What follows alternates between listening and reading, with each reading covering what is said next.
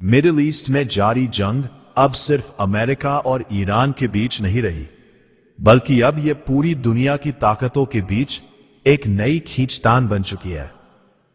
इसी बीच एक बड़ा और चौंकाने वाला कदम सामने आया है। खबर है कि सऊदी अरब अब एक नए सुरक्षा गठबंधन की तैयारी में जुट गया है, जिसे अनौपचारिक तौर पर इस्लामिक नाटो कहा जा रहा है। दरअसल पिछले कुछ हफ्तों में जिस तरह से ईरान और यूनाइटेड स्टेट्स के बीच तनाव बढ़ा है, उसका सबसे ज्यादा असर खाड़ी देशों पर पड़ा है। ये देश सीधे जंग में शामिल नहीं है, लेकिन ईरान के जवाबी हमलों में कई बार इनके इलाके और अमेरिकी बेस निशाने पर आ चुके हैं। ऐसे में अब सवाल उठने लगा है कि क्या अमेरिका वाकई इन देशों की सुरक्षा कर पा रहा है। इसी चिंता के बीच सऊदी अरब ने राजधानी रियाद में अरब और इस्लामी देशों की एक हाई लेवल बैठक बुलाने का ऐलान किया है। इस बैठक में क्षेत्रीय सुरक्षा, आपसी सहयोग और भविष्य की रणनीति पर चर्चा होगी।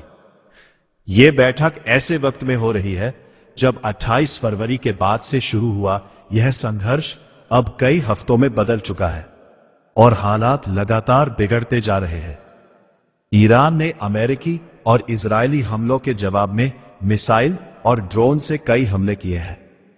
इन हमलों की चपेट में खाड़ी देशों के इलाके, तेल ठिकाने और यहां तक कि इंटरनेशनल एयरपोर्ट भी आ चुके हैं। दुबई और दोहा जैसे बड़े शहरों के एयरपोर्ट तक कई बार बंद करने पड़े, जिससे साफ है कि यह संकट सिर्फ सैन्य नहीं बल्कि आर्थिक और व्यापारिक भी बन चुका है। अब खाड़ी देशों को लगने लगा है कि सिर्फ अमेरिका पर निर्भर रहना उनके लिए खतरे से खाली नहीं है। यही वजह है कि वे एक ऐसा गठबंधन बनाना चाहते हैं जो जरूरत के वक्त तुरंत और प्रभावी तरीके से उनकी रक्षा कर सके। लेकिन इस कहानी में सबसे दिलचस्प मोड़ आता है पाकिस्तान को लेकर। पाकिस्तान, जो पहले सऊदी अरब का एक अहम रक्षा साझेदार रहा है, इस बार इस बैठक से पूरी तरह बाहर है। बताया जा रहा है कि सऊदी अरब ने जानबूझकर पाकिस्तान को इस नए गठबंधन से दूर रखा है। वजह साफ है, पिछले समझौतों के बावजूद पाकिस्तान मुश्किल वक्त में सऊदी का साथ नहीं दे पाया।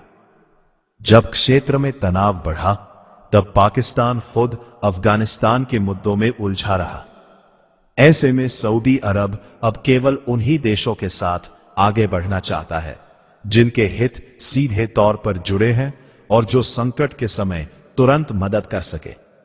यानी मिडिल ईस्ट में अब एक नया समीकरण बन रहा है, जहां दोस्ती, दुश्मनी और गठबंधन सब कुछ बदल रहा है।